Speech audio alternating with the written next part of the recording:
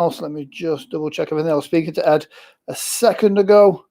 All is well. We've done a tech check-in. Everything is fine. He was just in the staging area now. I'm just double checking him now to get him to come back in again. Do not worry, all is well. Reply. Natasha Stanley wins the prize for the first comment. There we go. Click the link again, buddy. There we go. Have we got sound? Good evening. Oh, there we go. Adam, you were pipped to the post again by Natasha. So, yes, Ed was here a second ago. So we're going to hang on for a second for him to click back in again. But yeah, literally just as we went live, his screen froze. So he's just refreshed it on his end. I'm just double checking he's here. How are we all? Have we had a good day today? Still peed off about the top fan badge. Natasha, if you keep liking, commenting, sharing, and doing whatever it is you do, then you will get a top fan badge. Ed.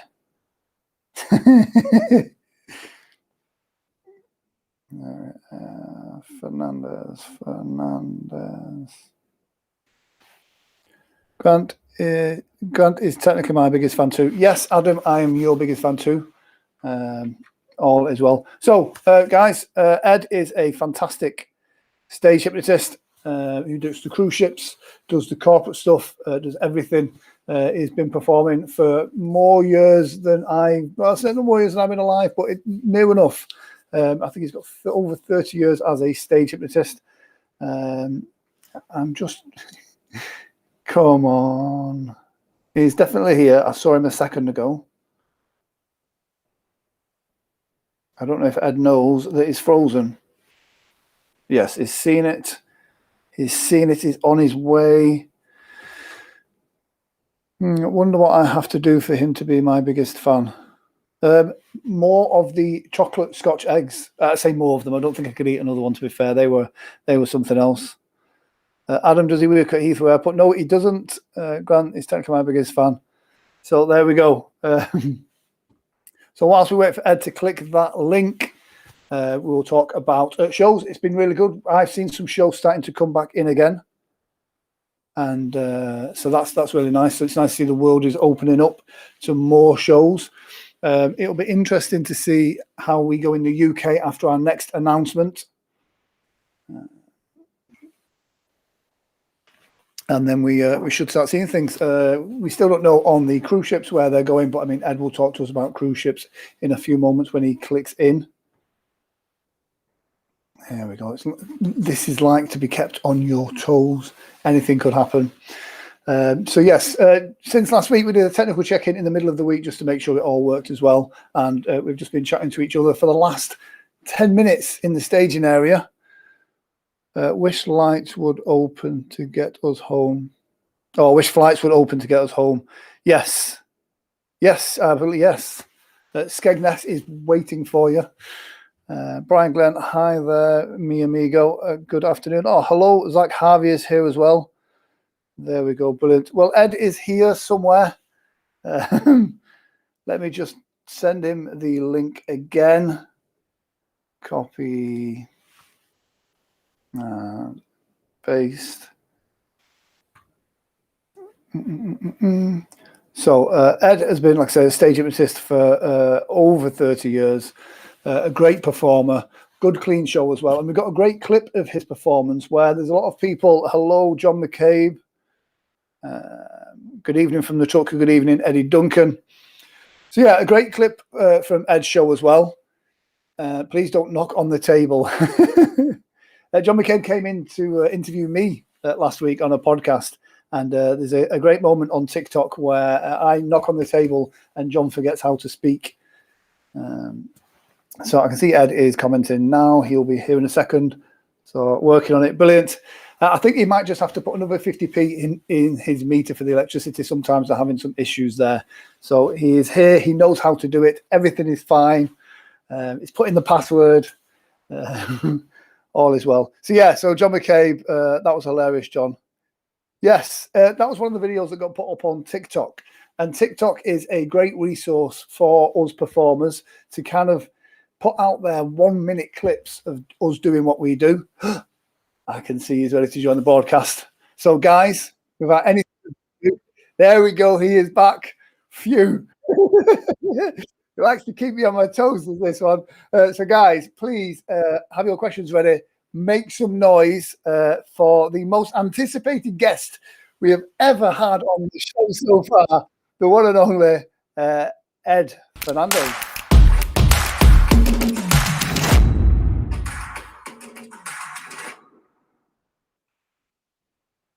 Ed, how are you? Hey, I'm pretty good illusionist. I can disappear, appear anytime you want. Sorry about that. No, it's okay. It is absolutely fantastic to have you on. I did think for a moment then, it was literally like just as we went to go live, your screen went like that and disappeared. Oh, no. And I'm like, no. So right. Yeah, I'm pleased you made it, because otherwise these guys just think I'm making it up that you're going to be on the show. Right. So I introduced you and said you had over 30 years as a stage performer. You tell us what was your first time on stage and how long ago was that? Well, I started with my father at a very young age. My father was a professional magician, a hypnotist, and he used to have a large show. And I used to do, like when I was like 5 or 6 years old, my dad set up like a chemical reaction thing. I would walk on, I would wave a magic wand, and the thing would change colors.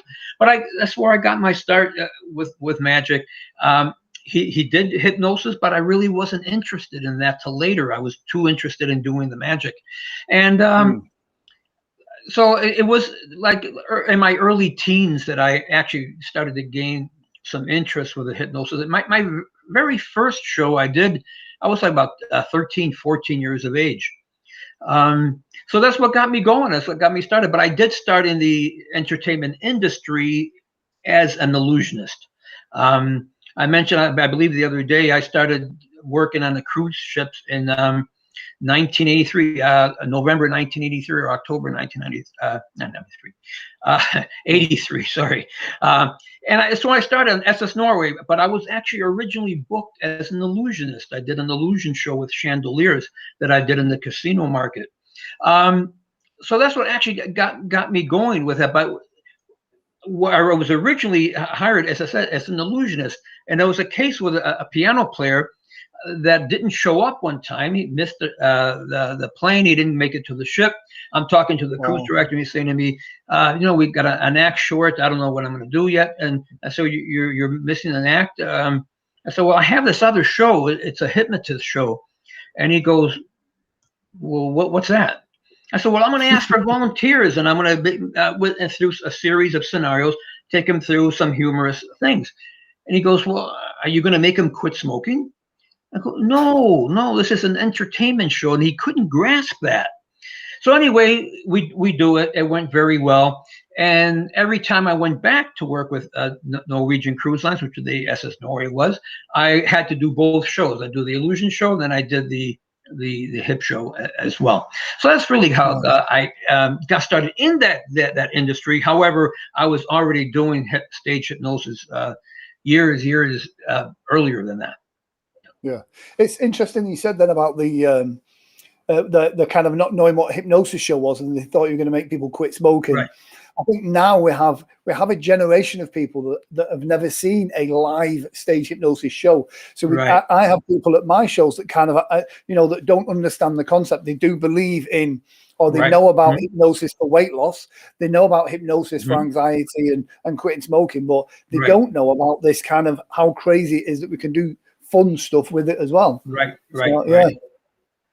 So who was the first hypnotist that you saw? What was your inspiration to get on stage? Wow, you know what? When I was 21 years old, I worked with a guy named Alan Spraggett, who was he was a writer, and he had a TV show called The Unexplained, and he was the first one that I actually, other than my dad, that I actually seen, and he just would do things in groups and parties, and he had a vocalist that was going to appear at the Royal York Hotel in Toronto, and the vocalist, he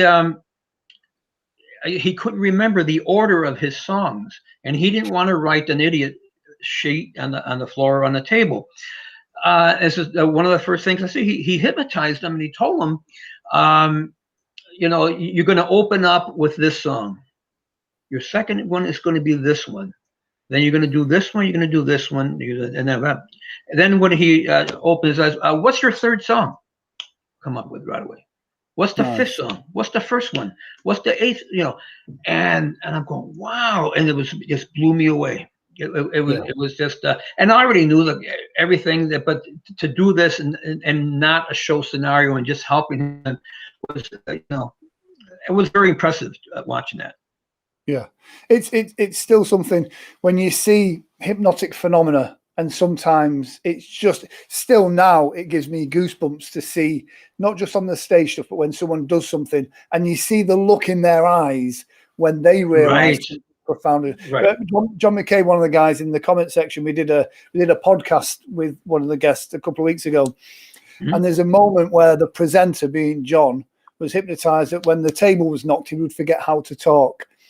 And it's a great piece because you can see his reaction is just, it's automatic, and it's so nice to see that. So right.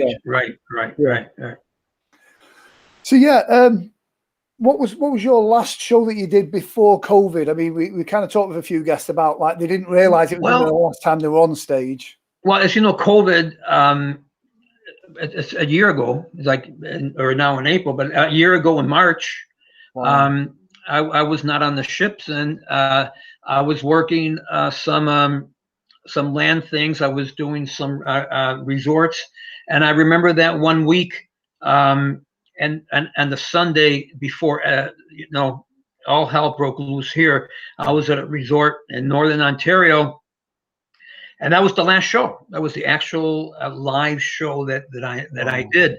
After that, got to pick up the pieces and try to be creative and do what. So I did like most guys did, going into doing Zoom things. I was doing therapy with Zoom as well, for the different things, hypnotherapy, and then and every time we're working on a project and you see light at the end of the tunnel, you say, wow, okay, something's going to happen now. Okay, so we can get ready to go, and you get ready to go, and all of a sudden, COVID, boom, hits you on the head with a hammer again. So it brings you back to square one. So what I ended up doing, like last year over the summer, I went back to something I did many, many, many years ago. I started going back into the film industry and doing things. One of the first things I did, I was a magic advisor for a movie called Abracadabra, not Cadabra, Abracadabra. It's a Hallmark movie, and I was the advisor. I created some magic things for the star of the movie and taught him how to work this. It was a really cool movie. It's still seen on all the Hallmark stations over and over again. Nice. Do you think your history in magic has helped you improve as a performer? John McCabe says, I know that film, great film. There we go. It looks like he's frozen again. So no worries. Hopefully he will come back in. Let me just message him to let him know. But what we'll do is, wow, such an experience, a true legend. Yes. So what we'll do is I'm going to let him know to come back in. Click link again. Smiley face. No pressure. And whilst he's doing that, I'm just going to show you this really great clip from his show. There is some music in this, so we're going to be careful of copyright strikes because the last thing we do is get kicked off at that. I think what's happening is Canadian internet. It needs to put another 50p in and wind that internet back up again. So whilst he's kicking that and rebooting that, I'm going to show you this clip from the show. What I like about this is within the hypnosis community on stage and on YouTube, you see a lot of arm pull inductions. in this clip that we're about to show, it's a really gentle version of that. No one's arms being pulled out of the socket. It's very gentle, very nice. The age group of the people involved in this show as well are a little bit older. And with those people, obviously, you have got to be a little bit more gentle as well. But these people traditionally are harder to hypnotize. And so you've got to be really careful and really polished how you do that. Roy Grant, Ed and I live in the same community, and the internet access here is not always the best. Thank you very much, Roy. If you could go around and switch it off and switch it back on again for him, that'd be brilliant. But whilst he's doing that, I'm going to show you this clip.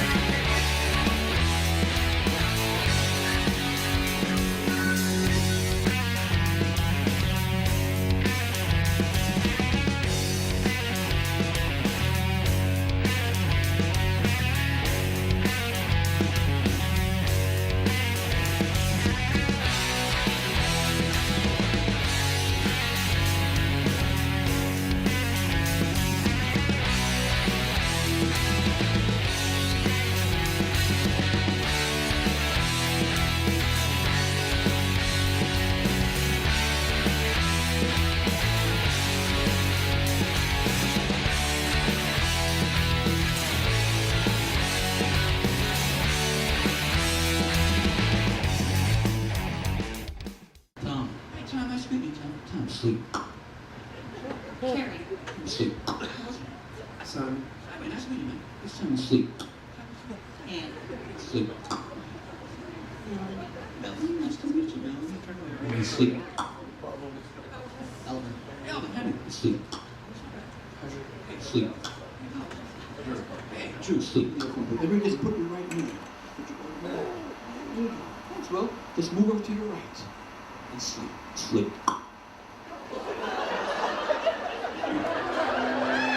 Bester. Oh, I think we got all the milk we need from Betsy. Thank you very much. Thank you very much.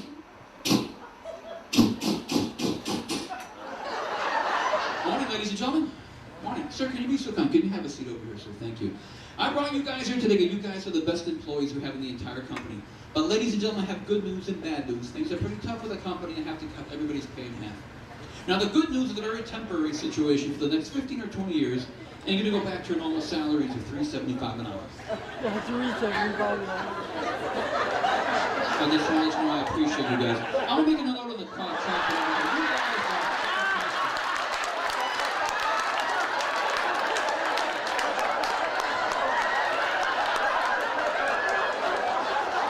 I just want you to know that after that time, you go back to your normal salaries of $2.75 an hour.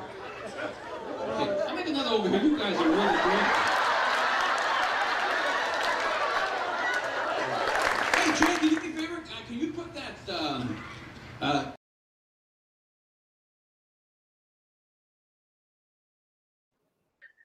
And he's back. Perfect timing there. Just as the you know what? We have a rocket hub. We're not on a what our location. It's a rocket hub that works just on Wi-Fi, and so anyway, I'm back. Roy Grant says he lives in the same community as you, and the internet access here is not always the best. So yes, brilliant. Hey, Roy, how are you? Yeah, John McCabe as well says great induction that.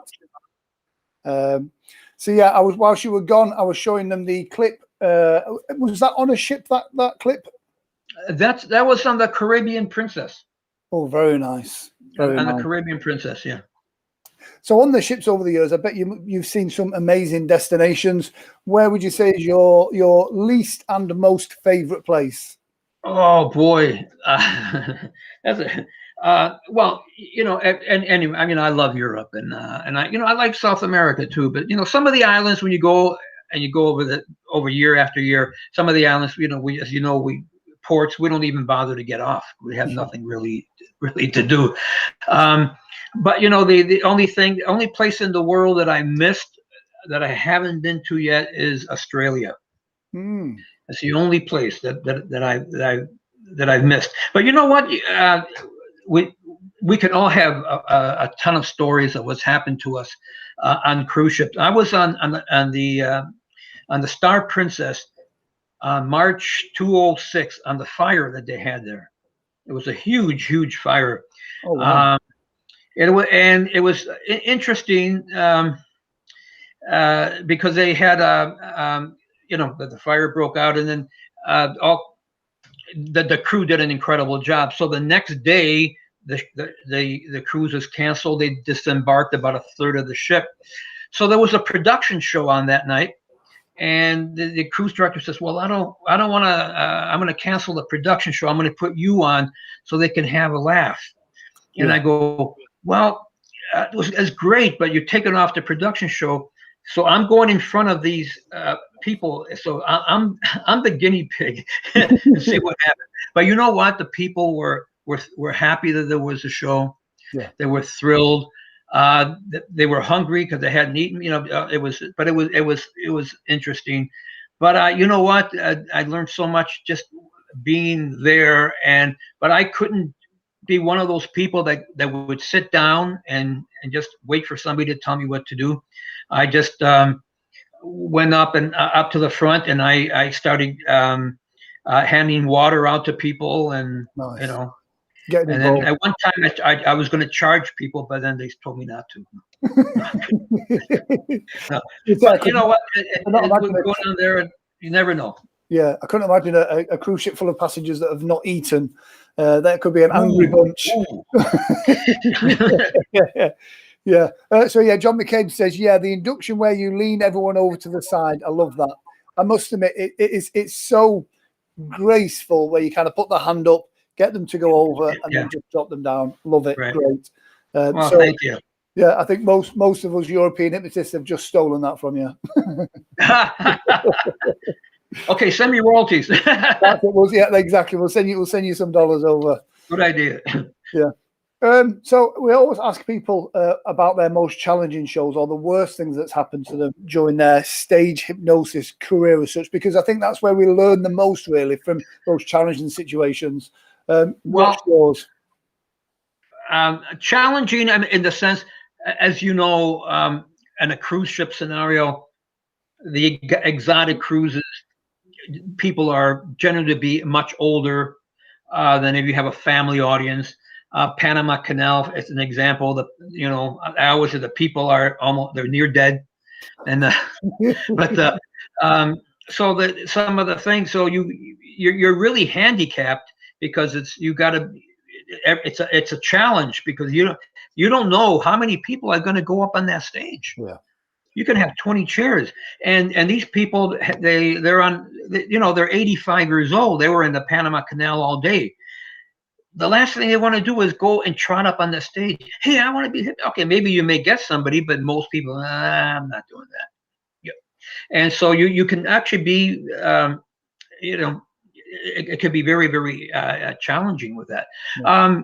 One of the most bizarre things, and I've got to tell you about a bizarre thing. I was doing a midnight show, another princess ship, and it was in the back lounge. It's only about 300 people. I'm doing my opening comments, and when I invite people to come up, I hear this guy running down the aisle, and I hear woo! And this guy's got his hands up in the air like this, woo! But he's got his fingers like this. Oh, he's going like this, woo! Goes down the aisle, goes around, goes back up, and he leaves. So I say, if there's any young people here, there's a good reason that you shouldn't drink. Yeah.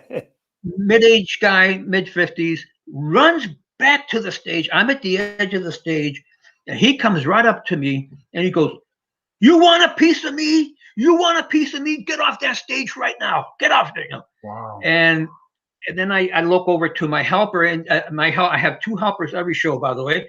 And I went and I said, you know what? I think it's time security it gets called here. And when he heard that, he went out the door. Now security was close by. They intercepted him in the front. They took him away.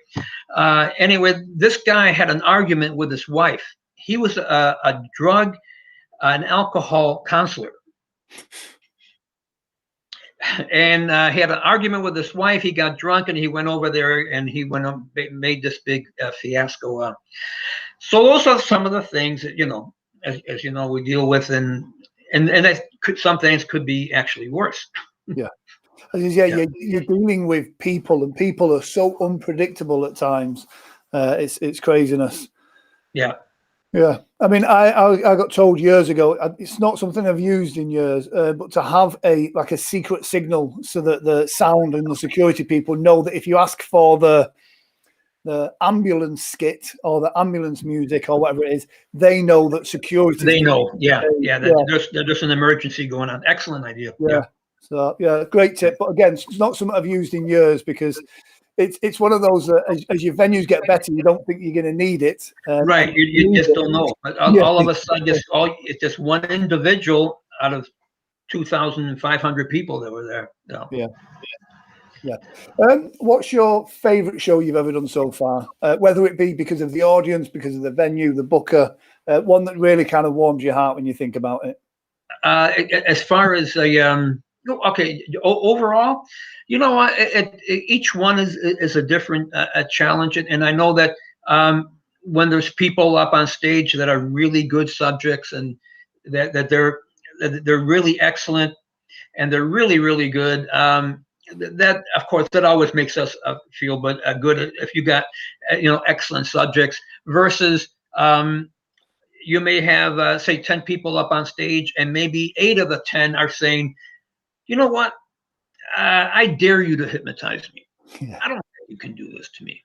So you got 8 people that are saying I dare you, then you got your work cut out a little bit. Because they're challenging you before they even get up there.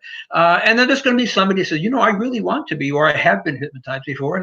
And so each one of those can be just could be hazardous to a show.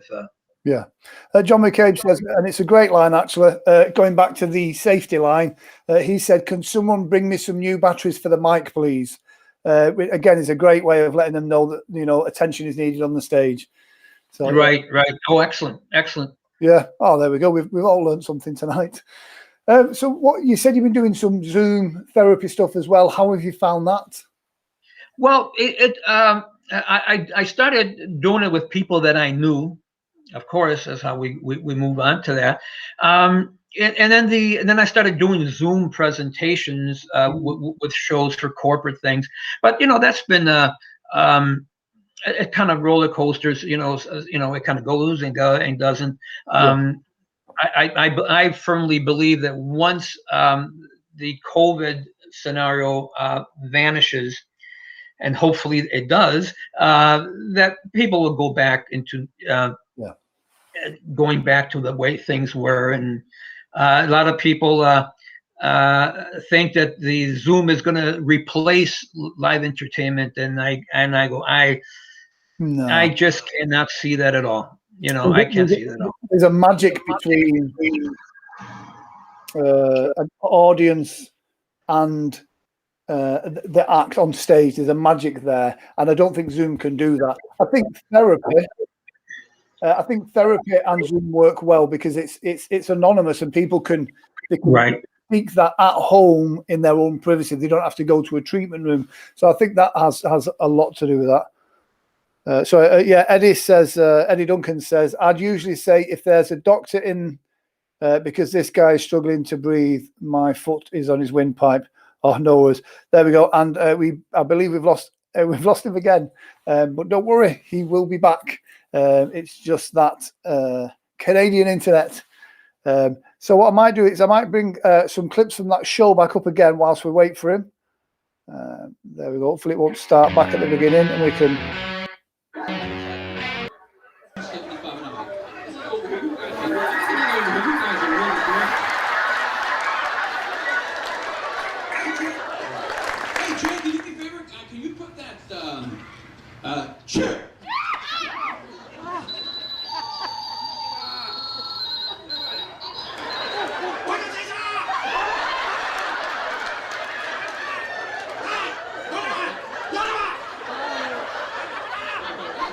the chair.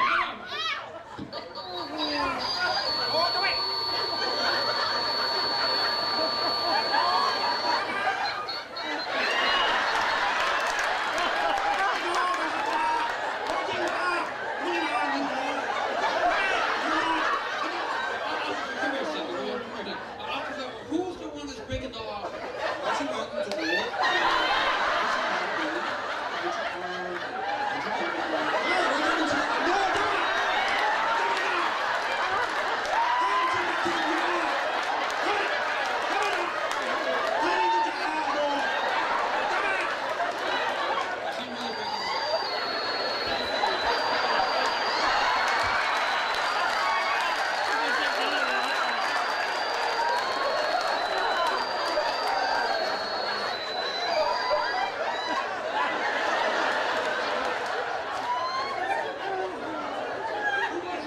Riverdance, ready? 1, 2, 3, open your eyes now. Ladies and gentlemen, let's give it up for Riverdance!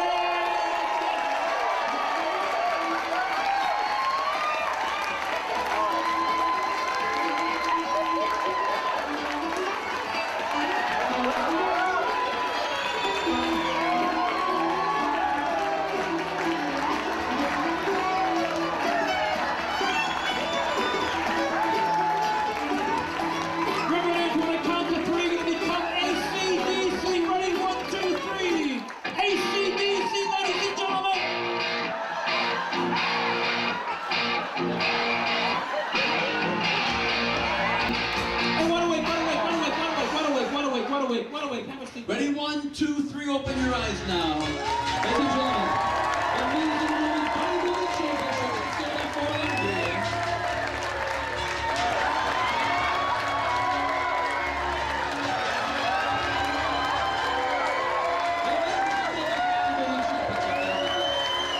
You guys are fantastic. Unbelievable. And you are incredible, ladies and gentlemen.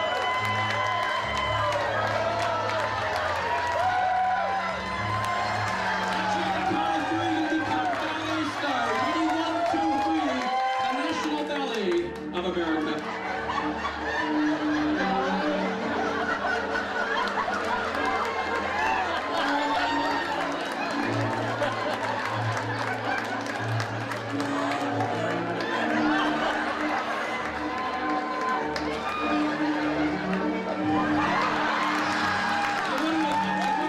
Okay, boys, it's breastfeeding time, boys. It's breastfeeding time. Lift those shirts, guys.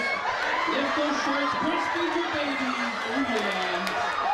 Gonna breastfeed your babies. Shakira!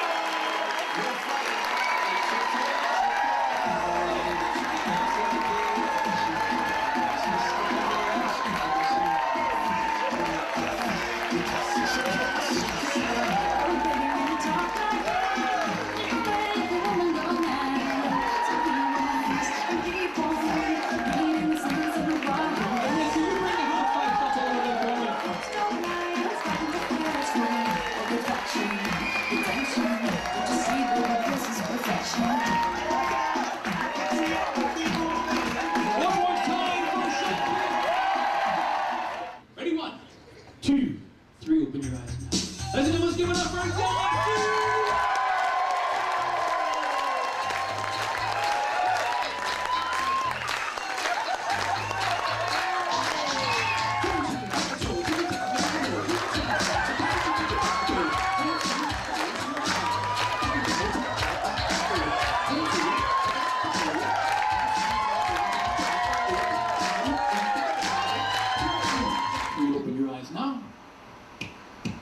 Ladies and gentlemen, please, let's give the true stars of our show a fantastic round of applause. Let's get on for them, please. They are fantastic. So until we see you again now in the tremendous, thank you and God bless, ladies and gentlemen. Thank you and good night. Ladies and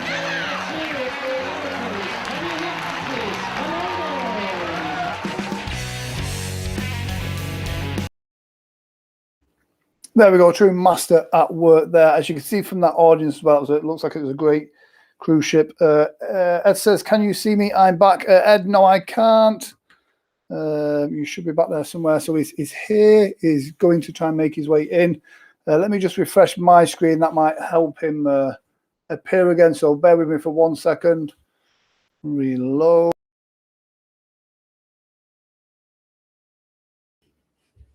There you go. I'm back.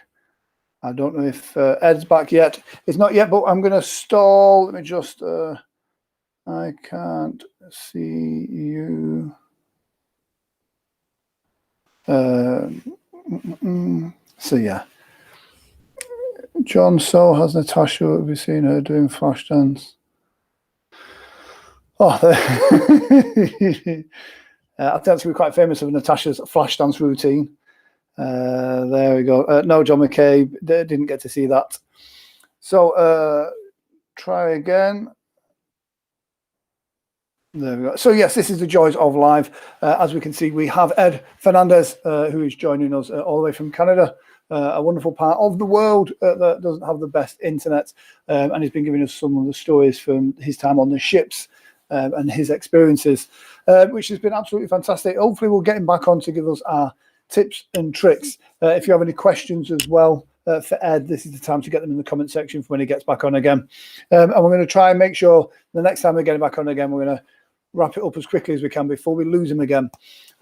Guys, next week as well, we have Salish, who is a phenomenal hypnotist as well, massive on the fair market in America. John McCabe, who's the first person you ever hypnotized? It's an interesting question, that. At what point is somebody hypnotized, whether you're using it for entertainment or for other things? I think the first time I hypnotized someone for entertainment purposes was in a bar in kind of like an impromptu situation, which was really interesting for me because I'd always kind of done it for the therapy side of stuff, and then to hypnotize someone into doing something silly was a great experience and a bit of an ego trip for me as well. And I don't think I've stopped from that. It was a moment where the girl behind a bartender behind the bar wanted me to hypnotize her. And I was tired and couldn't be bothered, to be fair. But then I knew her boyfriend, and he was a bit of a character.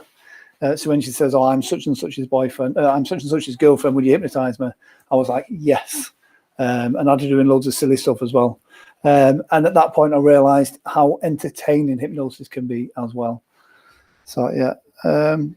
But I don't do any of that stuff anymore now. But in impromptu hypnosis, for any hypnotherapist watching, it's good to know the skill sets of stage hypnosis and impromptu hypnosis for when someone comes up to you at a network meeting or a party or an event and says, "Oh, you're the hypnotist. Can you hypnotize me now?" Because then if you can do something there and then if you can show them something profound, something amazing, it's a great way of promoting your business. And it's a great way of getting that attention as well and kind of showing people, you know, something unusual and something cool as well. So let's have a look. It looks like he's struggling to connect again. All good fun. But yes, check out Ed's website. It is fernandezhypnotist.com. There's some videos of his shows up there as well, and some of his bio as well. And Ed is also available for corporate work and for therapy stuff as well. So if you're in the market for that, he's a great guy and has tons and tons of experience. And that's what a lot of this industry is about. Yes, get good quality training, but put in those reps. You know, the more shows you perform, the more polished you become. The more you hypnotize people, the easier it is to hypnotize people. The more confident you become at performing, the better you are at putting people into trance. Your confidence level grows, your intent grows, your energy grows, and that really goes for doing there we go. John, out of all of your shows, what is your favorite skit to perform, and does that vary as the audiences vary? I could keep asking questions all night. A couple of questions. Yes. My favorite skit to perform has to be the getting someone to gamble something for money, because money is a great motivator for most people. And I have a fake case full of money that I put on stage and get people to answer a silly question for £1 million, which is always interesting because one day that's going to bite me in the arse and someone's going to do it and I'm going to I'm not going to pay the money. I'll put that out there now. That's not going to happen.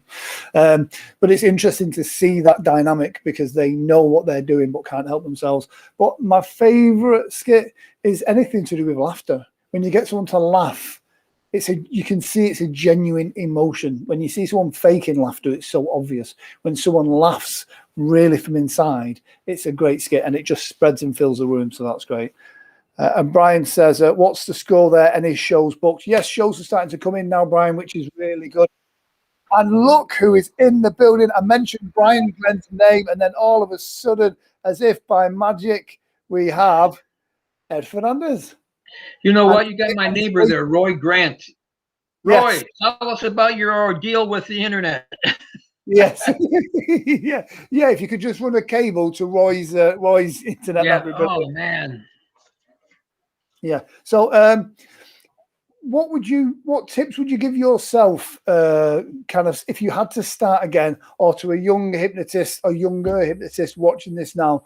What kind of tips would you give them about either booking shows or performing shows? Well, the one thing as we all know, that in recent years there have been so many schools that have opened up, for stage hypnosis, for hypnotherapy, that I kind of wonder, like, how much we're really learning. I had somebody who took a course in Toronto, spent $4,000 in the course, had all these books, and they gave me the books. And I said, well, what do you mean do that? He said, well, I'm not going to do anything with it. I said, but you know what? You're good. You can and anyway, I got these books, and somebody wasted their money. You know what? Over the years, growing up with the magic, of course, we all know Orban McGill. Ever since I was a teenager, I was very impressed by his Encyclopedia of Hypnosis, Encyclopedia of Stage Hypnosis. Yeah. I believe that if anybody that gets those two books certainly has enough knowledge to really go out and do, a reasonable presentation. Now, the gags that they put in the Encyclopedia of Stage Hypnosis are outdated, but you can take that and just rearrange it a little bit and make it in and add it to your own style and what it is that you're doing. And yeah, doesn't stop a lot of hypnotists from still using those gags, though. Well, you know what? I always joke with hip friends, and I'm trying to find out what hypnotist can claim that they invented the pregnant man gag. Yeah. Right. Or the person speaking another language, which incidentally, my father used to do that.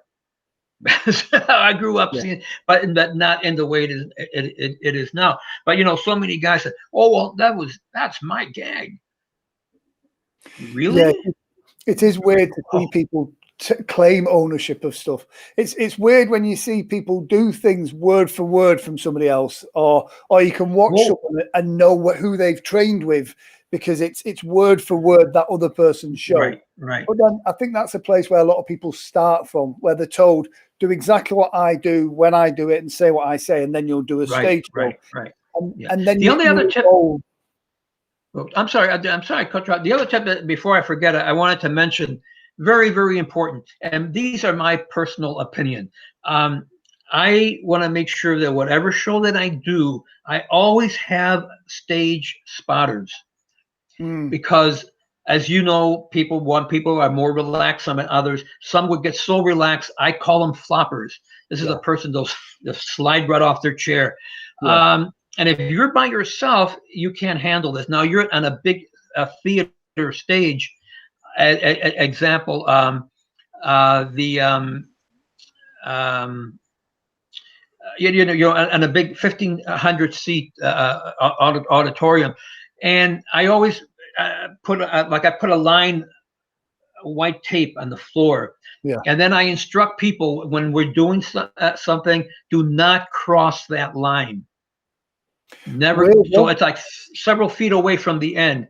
Yeah. And then I have my spotters making sure that nobody falls off their chair. Yeah. And that's what they do. One time we were on one cruise that we're in Alaska, and we're in a terrible, terrible storm.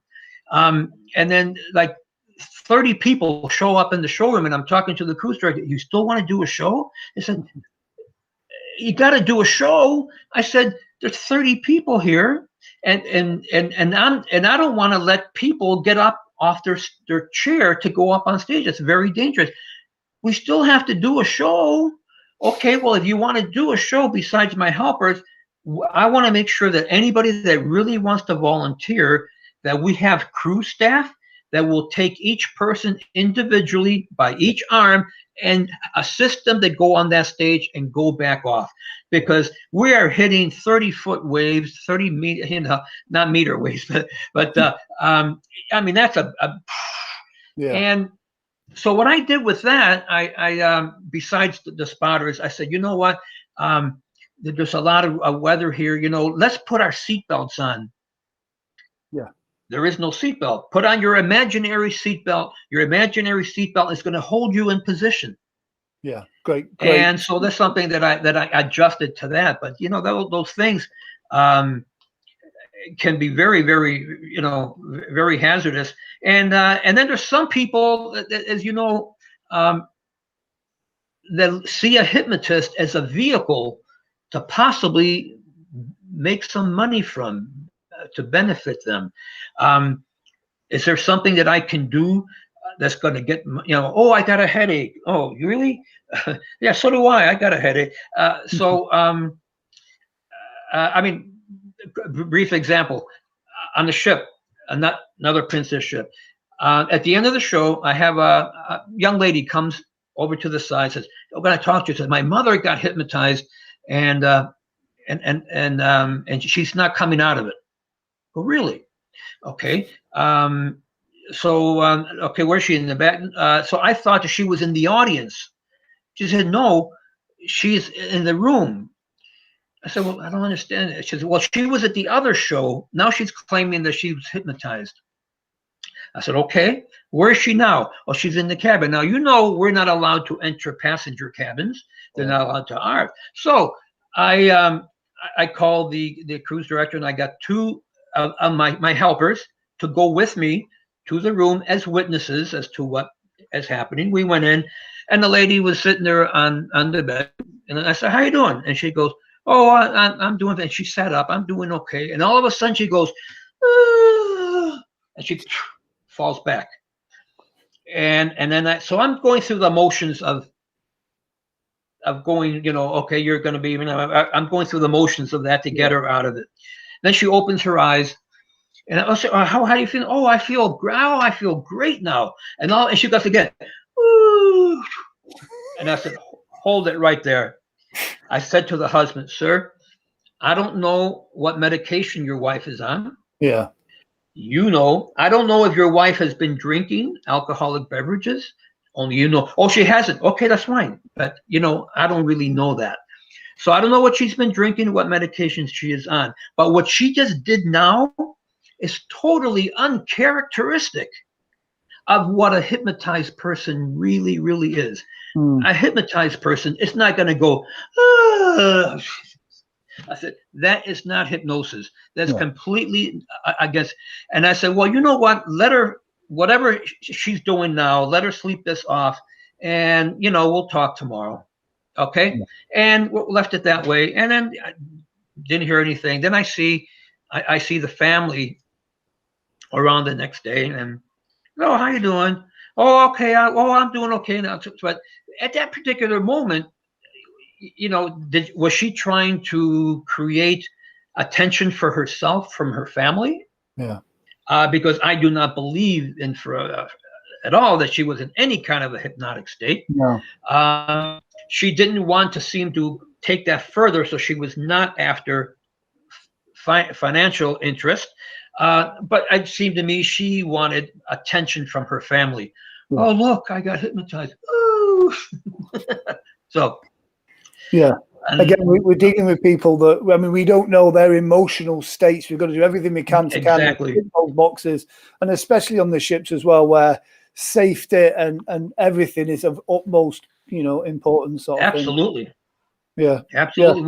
We don't want it. We don't want anything to ever happen, and then we just don't don't need any kind of negative publicity, and that's why putting the spotters there, it just gives you an extra insurance.